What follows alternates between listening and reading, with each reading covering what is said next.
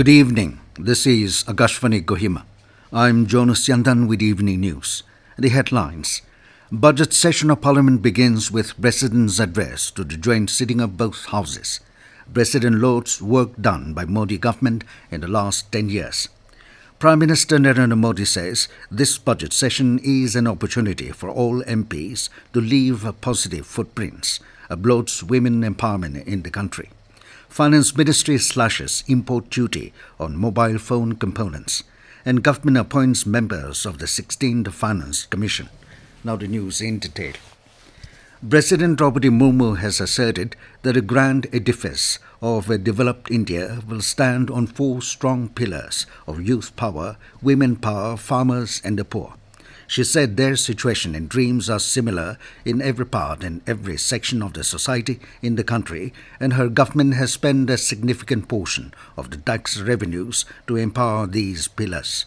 Addressing the joint sitting of both the Houses of Parliament today, she said India has seen completion of many such works in national interest in the last 10 years for which people were waiting for decades. The President also observed that last year was full of accomplishments for India as the country became the fastest growing economy as well as the first nation to reach the south pole of the moon. The President said this is her first address in the new Parliament building. She said a grand building has been built at the beginning of the Amrit Kal and it has the fragrance of Ek Bharat, Shresth Bharat. She expressed confidence that there will be meaningful conversation on policies in this new building. A copy of the President's address to the joint sitting of both the Houses of Parliament has been tabled in the Lok Sabha and the Rajya Sabha. Later, the two houses were adjourned for the day. Earlier in the Rajya Sabha, nominated member Satnam Singh Santu and Swati Maliwal and Narayan Das Gupta of Aam Aadmi Party took oath. Rajya Sabha Chairman Jagdeep Dhankar announced the revocation of the suspension of 11 opposition members who were suspended in the winter session for their unruly behaviour. However, the Privileges Committee of the Upper House had found these MPs guilty of breach of privilege and contempt of the Council of States, but the chairman revoked their suspension, treating their suspension period as punishment.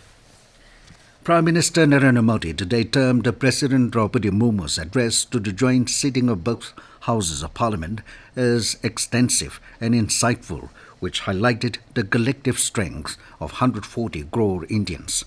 In a social media post, Prime Minister said the address also highlighted the vision of further developing India in the coming years.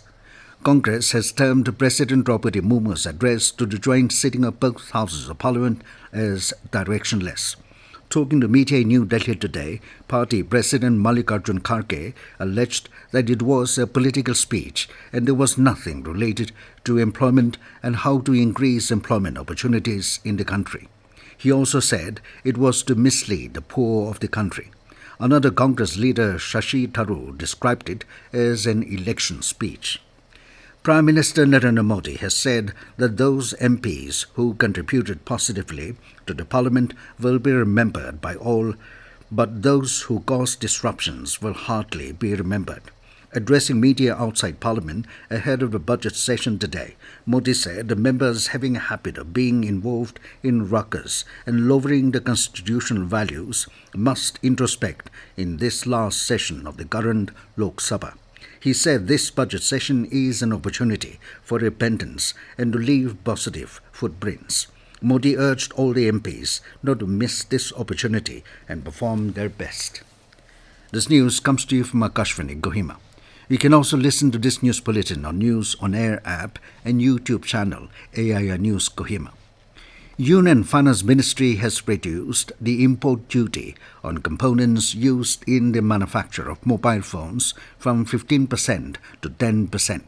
The decision aims at boosting exports from the country. The move will benefit companies like Apple and other high-end Android phones as well as bolster India's export. The components on which the import duty has been cut to 10% include battery cover, front cover, middle cover, main lens, back cover and GSM antenna SIM socket, screw and other mechanical items of plastic and metal. However, the notification has not been specified any date for implementing the lower duty.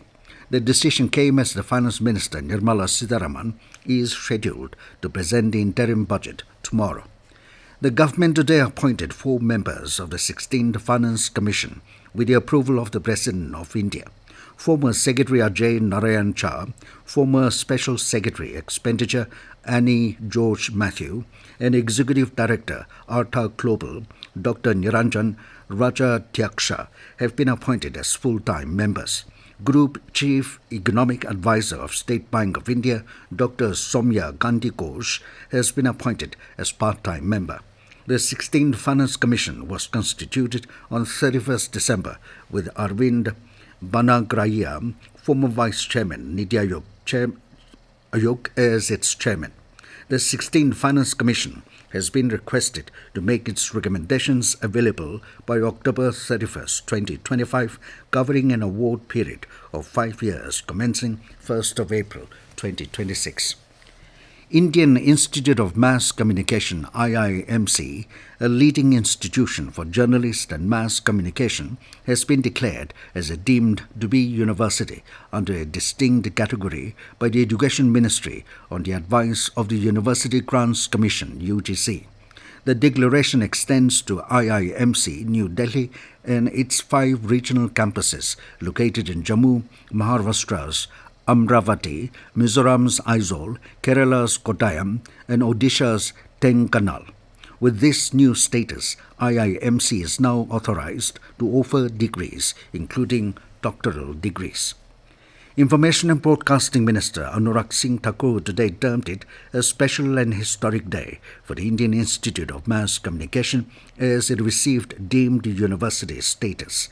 In a social media post, Thakur said the institute has a glorious history of imparting quality education in media subjects like journalism, advertising, and public relations. He said granting of university status marks a new beginning as more courses could be added to the curriculum along with research and doctoral programs. The minister thanked Prime Minister Narendra Modi and Education Minister Dharmendra Pradhan for this decision.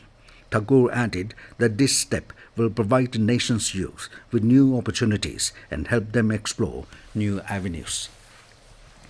The India Meteorological Department has forecast widespread rainfall and snowfall over the western Himalayan region in the upcoming few days. Rainfall is also expected in pockets of West Bengal and northeast India for the next 6 days, along with hailstorm expected in Arunachal Pradesh, Sikkim, and West Bengal. Isolated to scattered rainfall over Nagaland is also expected during the next 2 days. And in local sports, 11 Brothers Chukidung lifted the 13th edition of the Lotha Football Championship title played at the Wokha Public Ground today, outshining Friends Club in a final match with a score of 5-1. 11 Brothers showcased their prowess and claimed the trophy.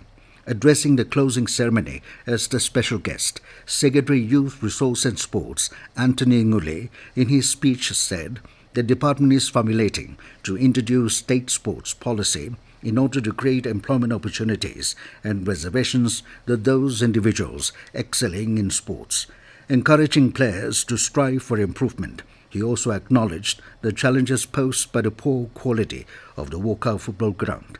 To this, Nguli assured that the department will convene a meeting with the Wokha District Football Association to address the issue. And now to the news, here are the main points again. Budget session of Parliament begins with President's address to the joint sitting of both houses. President lauds work done by Modi government in the last 10 years. Prime Minister Narendra Modi says this budget session is an opportunity for all MPs to leave positive footprints. Applauds women empowerment in the country.